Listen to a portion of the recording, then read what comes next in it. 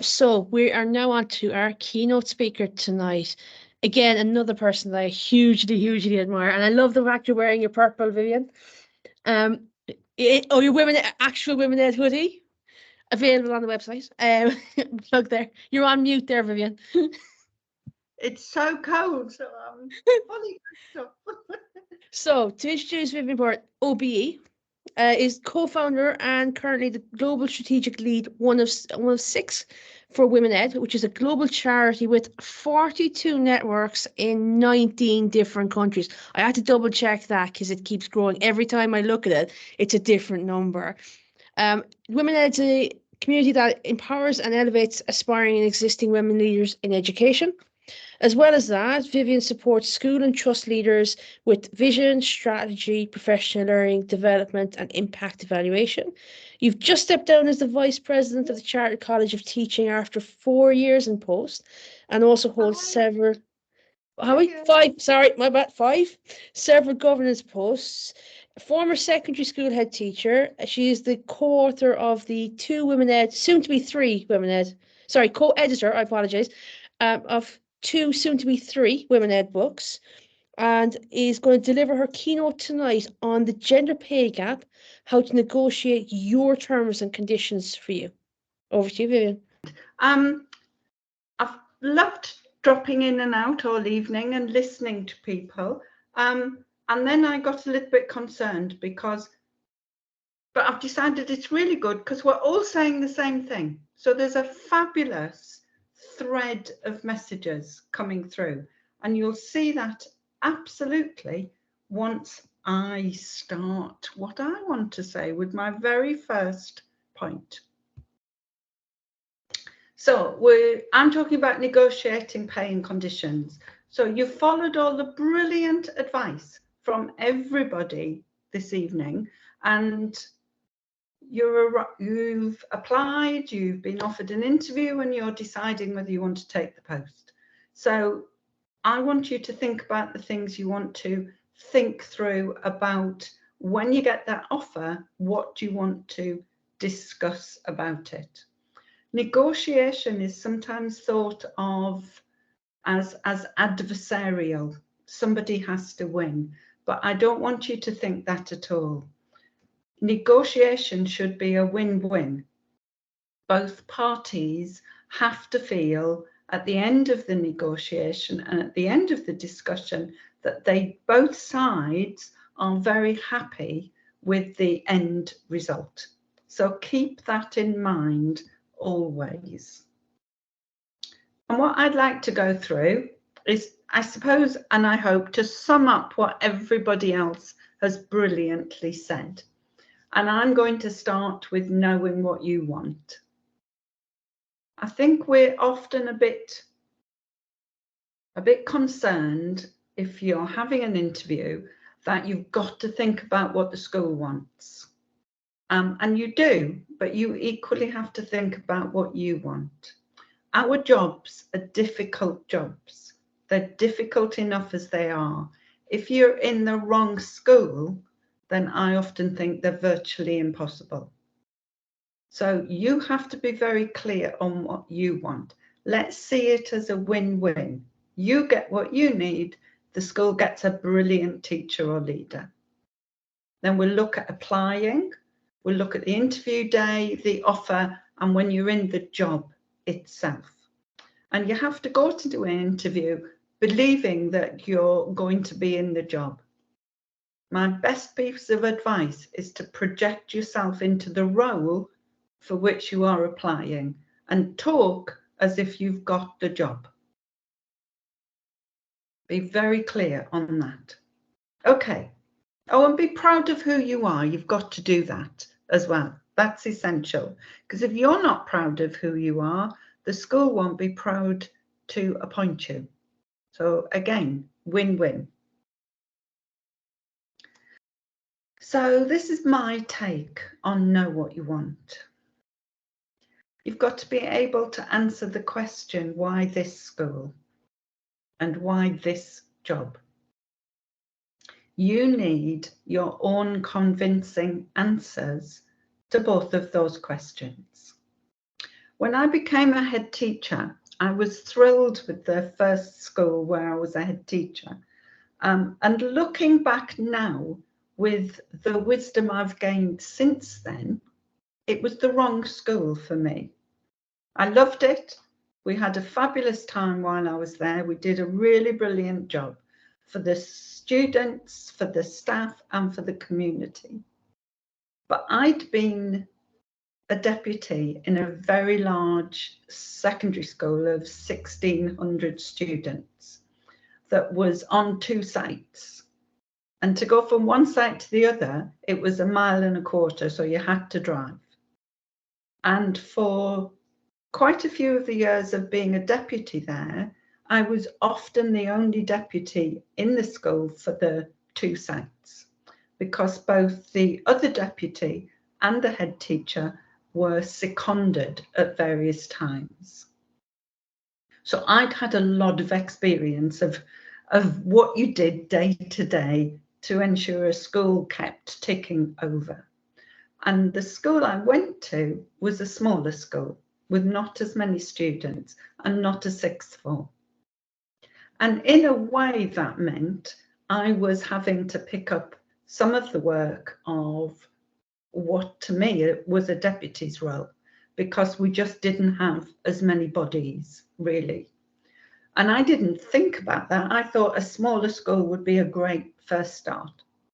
So whatever the job is and whatever the school, why this school and why this job? Why are these the right ones for me to explore?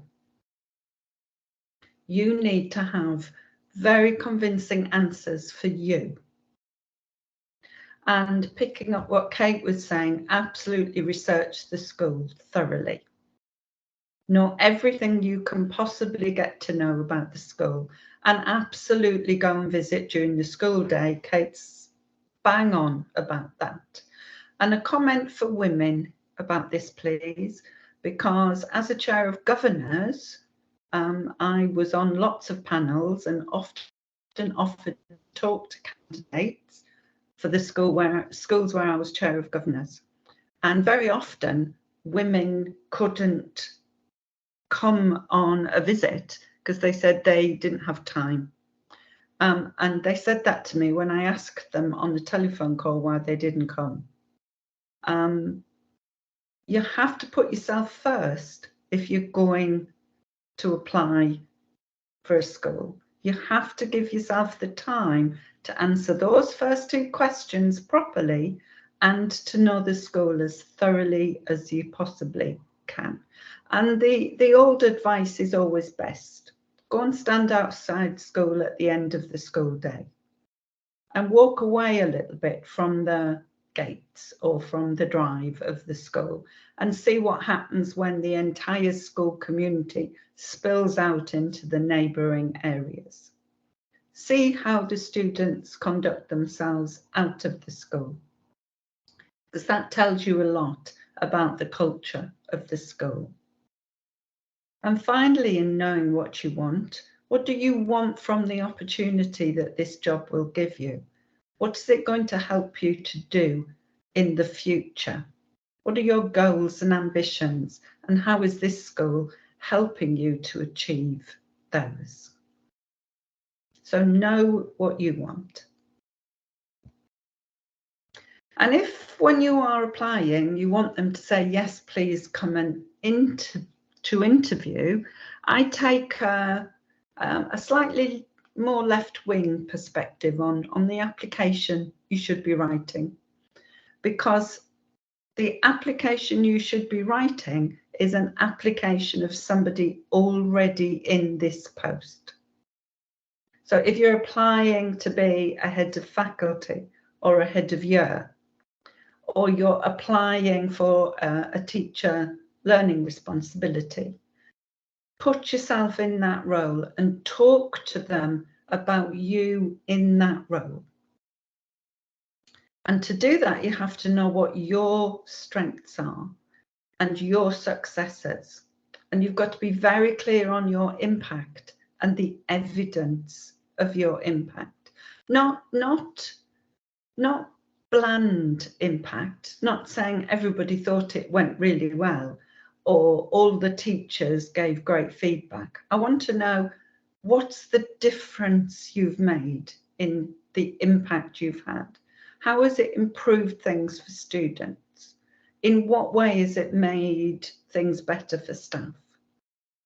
So your examples have got to be very clear, very spot on, especially if any governors may be there. They like utter clarity and they like it to be very clear and concise.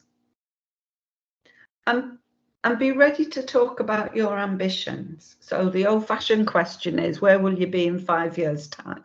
But there will be versions of that question asked. So what are your ambitions? What do you want to do? When I applied as a first member of the senior leadership team, it was to do assessment and equal opportunities. And I was asked what would be one of the first things I did if I'd got the job. And I said I would change the take. I would unscrew the nameplate on the head's office. I would take it away and throw it away. Can you guess what it said on the head's nameplate alongside his name? It said headmaster. So that was gone. That was immediately gone. If I'm applying for a post for equal opportunities, I just said I'll change the note on your door. And he said, oh, I was going to do it. I was going to do it when you arrived in the job, for example, and we'd have a grand unveiling of changing our language. I said, no, there's 6 months to go before then. It's got to go today. I'm very clear, very concise in what I want. And if they didn't like that and they weren't happy with me saying that, I didn't want to work for them. So you've got to be clear of your ambitions. What do you want to achieve? And you've got to be very clear and very concise. Don't tell stories about yourself. Just say your strengths, your successes, your ambitions, what you are offering the school. Make it very clear that if you are going to be in the role you're applying for, you want to do this and this and this, and it would be good for the school because. So think about all of those points. It's a lot to keep in your head, so there's no problem. I don't think there's ever a problem if you've just got a small notebook and you wanted to put some numbers in that you needed to remember or anything like that. Okay, project yourself into the role and talk as if you're that role. That's the role they're going to pay you, so they want to hear somebody that's worth paying in that way. So the interview on the day. What I want you to think about is the fact that it's a two-way process. They are wondering if you're the right person, and you are wondering if they are the right school and the right people. So, big question.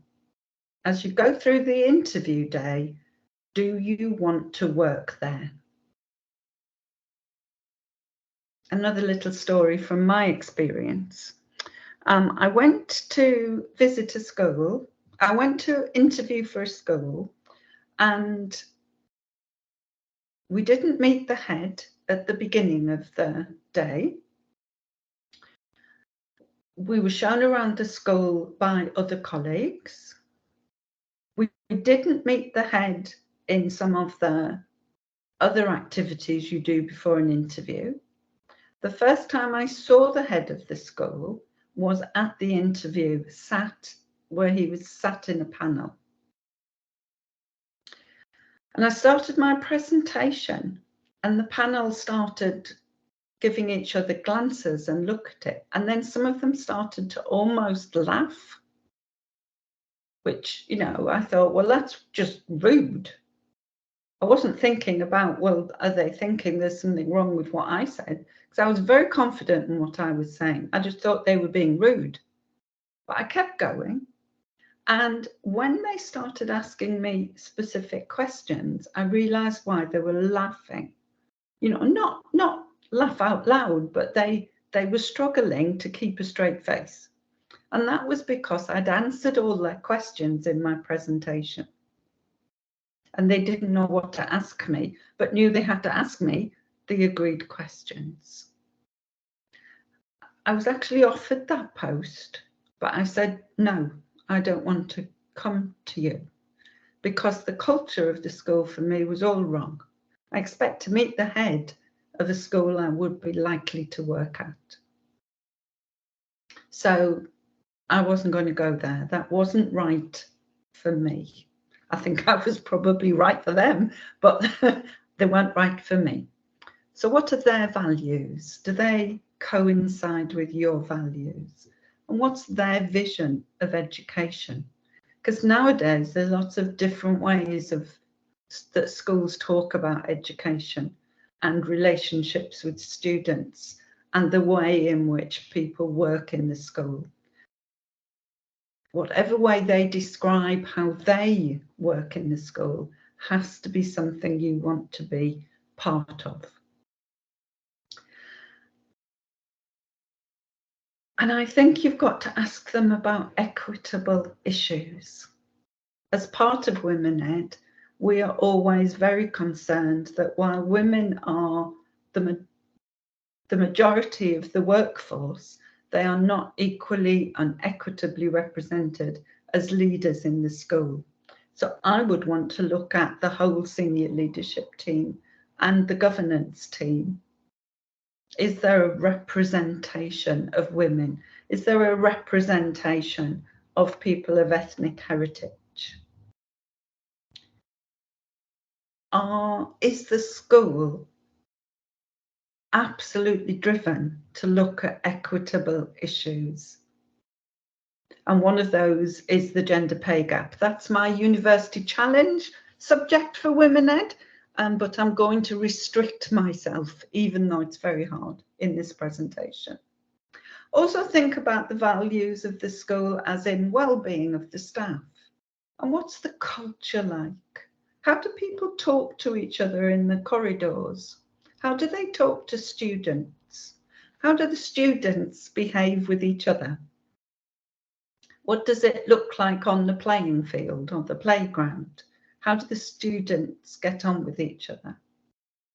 What are the relationships like amongst teachers and teaching assistants, or all other colleagues in the school that have roles but not in the classroom? Is flexible working offered? Is that what you need to work there? And what kind of professional development culture is there in the school? Are you going to be developed to continue with your career in education and in schools? What are the opportunities there? So all through the interview, you are looking and assessing at these aspects. Don't go there only preoccupied with what they are going to ask you to do. You need to be preoccupied equally with in what way does this school work, and is that the way I want to work?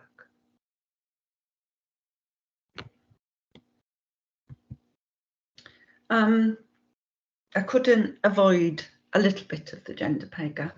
So I would suggest you look up the gender pay gap of an organisation. Most trusts, you can look their gender pay gap up. So any organisation with 250 employees have to have a gender pay gap report by law, and it should be published on their website.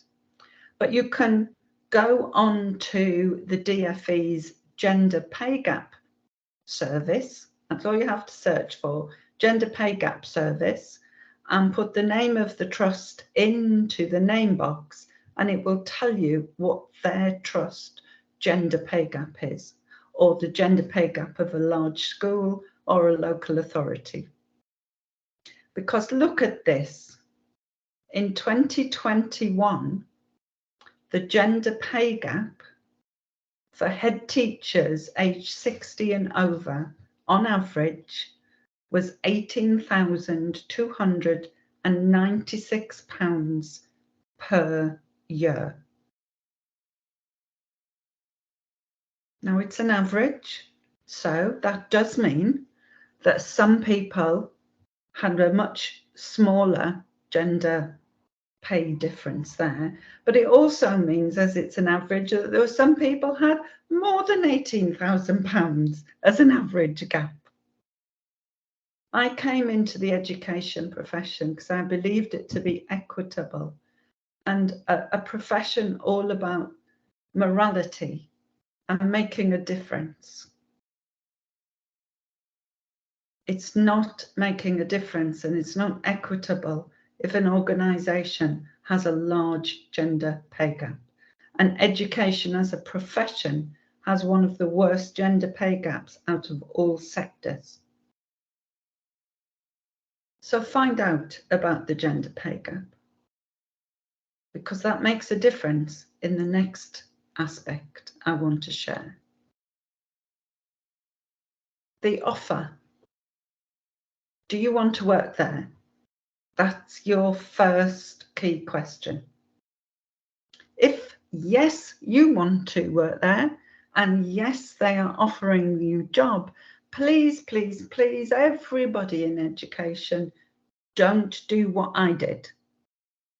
When I was offered the post of head teacher, I liked the school, I liked the people, and I just said, yes, I'm thrilled. But remember what I said? That in many ways, I already had a significant amount of experience in running a school. And what I should have said was, yes, I'd really like to work with you, subject to salary.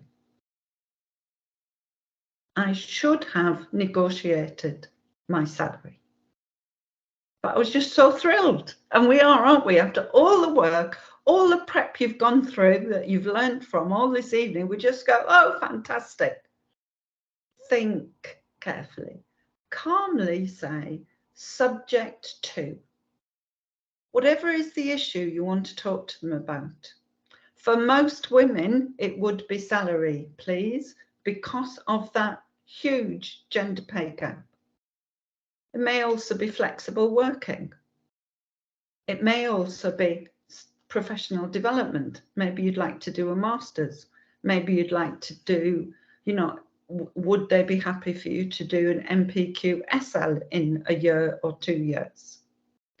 Whatever you think would make it good for you to work there, subject to. Don't be afraid of it. You just want to have a conversation and say, I'd love to come and work for you. Can we talk about? And when I'm finished, I'll put in the chat the video on negotiating your salary that I've done for people to have a look at it. For most men, you don't need to necessarily do that because of, as the gender pay gap shows us, men are always supported in salary, but women need to do more work in this, in education. And when you're in the job, be proud of who you are, be proud of what you offer, your successes, your strengths. Use them. And so to get to be in the job, you need to know what you need and you offer. You need to know how you want to work. And everybody, please, and I didn't do this either, so learn from me. Please know when it's time to stop working each evening or at the weekend, because you want to be in this wonderful profession for a long time, and we need you all to be. So please know when it's time to stop working and start living during the week.